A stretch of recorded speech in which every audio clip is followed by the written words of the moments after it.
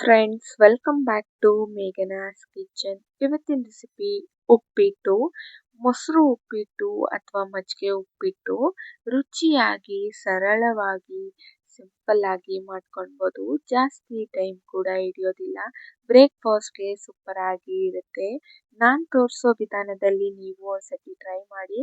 Simple ಆಗಿ, ರುಚಿಯಾಗಿ, ಸರಳವಾಗಿ ಈ ರೀತಿ ಮಜ್ಜಿಗೆ ಉಪ್ಪಿಟ್ಟು ಅಥವಾ ಮೊಸರು ಉಪ್ಪಿಟ್ಟನ್ನ ಮಾಡ್ಕೊಳ್ಬೋದು. ಜಾಸ್ತಿ ಟೈಮ್ ಕೂಡ ಹಿಡಿಯೋದಿಲ್ಲ. ಕಡಿಮೆ ಪದಾರ್ಥಗಳನ್ನ ಬಳಸ್ಕೊಂಡ್ಬಿಟ್ಟು ರುಚಿಯಾಗಿ ಯಾವ ರೀತಿ ಮಜ್ಜಿಗೆ ಉಪ್ಪಿಟ್ಟನ್ನ ಮಾಡೋದು ಅಂತ ನೋಡೋಣ ಬನ್ನಿ. ಫಸ್ಟಿಗೆ ನಾನಿಲ್ಲಿ ಒಂದು ಬಾಣಲಿನ ತಗೊಂಡಿದ್ದೀನಿ.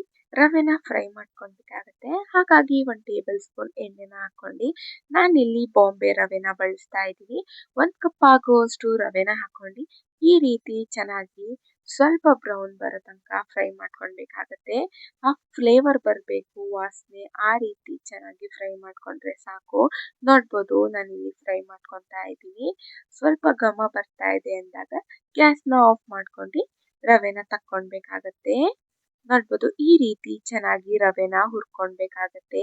ರವೆ ಎಷ್ಟು ಚೆನ್ನಾಗಿ ಹುರ್ಕೊಂತೀರೋ ಉಪ್ಪಿಟ್ಟು ಅಷ್ಟೇ ಸೂಪರ್ ಆಗಿ ಬರುತ್ತೆ. ಹಾಗಾಗಿ ಒಂದು 10ರಿಂದ 15 ನಿಮಿಷ ಚೆನ್ನಾಗಿ ರವೆನ ಫ್ರೈ ಮಾಡ್ಕೊಳ್ಬೇಕಾಗತ್ತೆ. ಈ ರೀತಿ ರವೆ ಫ್ರೈ ಆದ್ರೆ ಸಾಕು. ಇದನ್ನ ನಾವು ಸೈಡ್ಗೆ ಎತ್ತಿಟ್ಕೊಳ್ಳೋಣ. ಇವಾಗ ನಾವು ಉಪ್ಪಿಟ್ಟನ್ನ ರೆಡಿ ಮಾಡ್ಕೊಳ್ಳೋಣ. ನಾನಿಲ್ಲಿ 6ರಿಂದ 7 ಟೇಬಲ್ ಸ್ಪೂನ್ ಅಷ್ಟು ಎಣ್ಣೆನ ಹಾಕೊತಾ ಇದ್ದೀನಿ.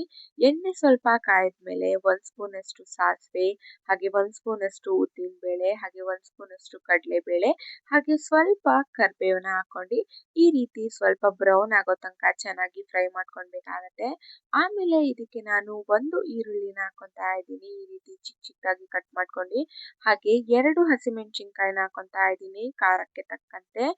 ಈರುಳ್ಳಿ ಚೆನ್ನಾಗಿ ಬ್ರೌನ್ ಆಗೋ ತನಕ, ಹಾಗೆ ಹಸಿ ವಾಸನೆ ಹೋಗೋ ತನಕ ಫ್ರೈ ಮಾಡ್ಕೊಳ್ಬೇಕಾಗತ್ತೆ. ನೋಡ್ಬೋದು, ಈ ರೀತಿ ಈರುಳ್ಳಿ ಫ್ರೈ ಆದ್ಮೇಲೆ ವೆಜಿಟೇಬಲ್ಸ್ನ ಹಾಕೊತಾ ಇದ್ದೀನಿ. ನಾನಿಲ್ಲಿ ಬೀನ್ಸ್ನ ಅರ್ಧ ಕಪ್ ಆಗೋಷ್ಟು ಕ್ಯಾರೆಟು, ಹಾಗೆ ಸ್ವಲ್ಪ ಟೊಮೊಟೊನ ಹಾಕೊತಾ ಇದ್ದೀನಿ. ಹಾಗೆ ಅರ್ಧ ಕಪ್ ಆಗುವಷ್ಟು ಅವರೆಕಾಳನ್ನ ಹಾಕೊತಾ ಇದ್ದೀನಿ. ಅವರೆಕಾಳು ಇತ್ತು, ಹಾಗಾಗಿ ಹಾಕೊತಾ ಇದ್ದೀನಿ. ಇದನ್ನೆಲ್ಲ ಹಾಕೊಂಡು ಚೆನ್ನಾಗಿ ಫ್ರೈ ಮಾಡ್ಕೊಳ್ಬೇಕಾಗತ್ತೆ.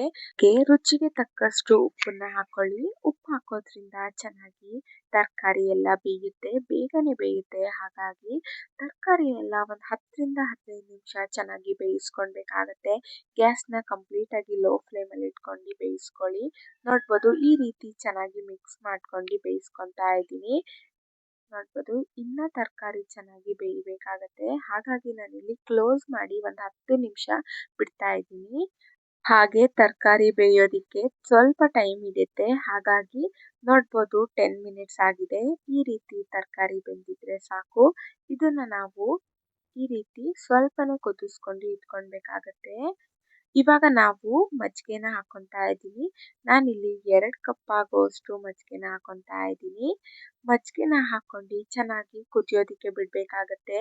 ಹಾಗೆ ಇನ್ನ ಸ್ವಲ್ಪ ತರಕಾರಿ ಅದರಲ್ಲೇನೆ ಬೇಯುತ್ತೆ. ಹಾಗಾಗಿ ಈ ರೀತಿ ಚೆನ್ನಾಗಿ ಮಿಕ್ಸ್ ಮಾಡ್ಕೊಂಡು ರುಚಿಗೆ ಎಷ್ಟು ಬೇಕಷ್ಟು ಉಪ್ಪನ್ನ ನೋಡ್ಕೊಂಡ್ಬಿಟ್ಟು ಹಾಕೊಳ್ಳಿ. ಹಾಗೆ ಈ ರೀತಿ ಮಿಕ್ಸ್ ಮಾಡ್ಕೊಂಡು ಚೆನ್ನಾಗಿ ಕುದಿಯೋದಿಕ್ಕೆ ಬಿಡಬೇಕಾಗತ್ತೆ. ಒಂದು 20 ನಿಮಿಷ ಚೆನ್ನಾಗಿ ಕುದಿ ಬರಬೇಕು. ನೋಡ್ಬೋದು, ಈ ರೀತಿ ಚೆನ್ನಾಗಿ ಕುದಿ ಬರ್ತಾ ಇದೆ ಅಂದಾಗ ನಾವು ಇದಕ್ಕೆ ರವೆನ ಹಾಕೊಳ್ಬೇಕಾಗತ್ತೆ. ಈ ರೀತಿ ಚೆನ್ನಾಗಿ ಕುದಿ ಬಂದ್ಮೇಲೆ ನೋಡ್ಬೋದು, ನಾನಿಲ್ಲಿ ರವೆನ ಹಾಕೊತಾ ಇದ್ದೀನಿ. ರವೆ ಈ ರೀತಿ ಹಾಕೊಳ್ಬೇಕಾಗತ್ತೆ.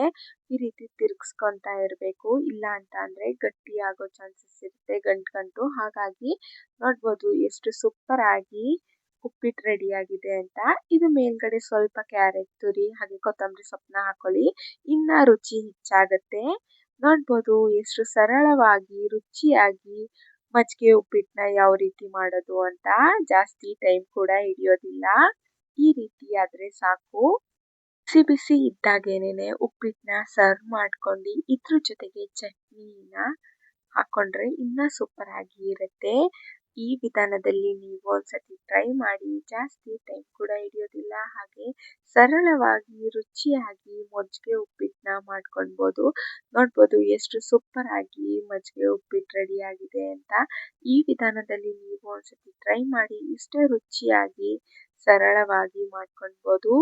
ಮಜ್ಜಿಗೆ ಉಪ್ಪಿಟ್ಟು ರೆಸಿಪಿನ ಟ್ರೈ ಮಾಡಿ ಹಾಗೆ ಹೇಗಾಗಿತ್ತು ಅಂತ ಕಮೆಂಟ್ ಬಾಕ್ಸಲ್ಲಿ ತಿಳಿಸಿ. ಈ ವಿಡಿಯೋ ನಿಮ್ಗೇನಾದರೂ ಇಷ್ಟ ಆದರೆ ಲೈಕ್ ಮಾಡಿ, ಶೇರ್ ಮಾಡಿ ಹಾಗೆ ಸಬ್ಸ್ಕ್ರೈಬ್ ಮಾಡ್ಕೊಳ್ಳಿ.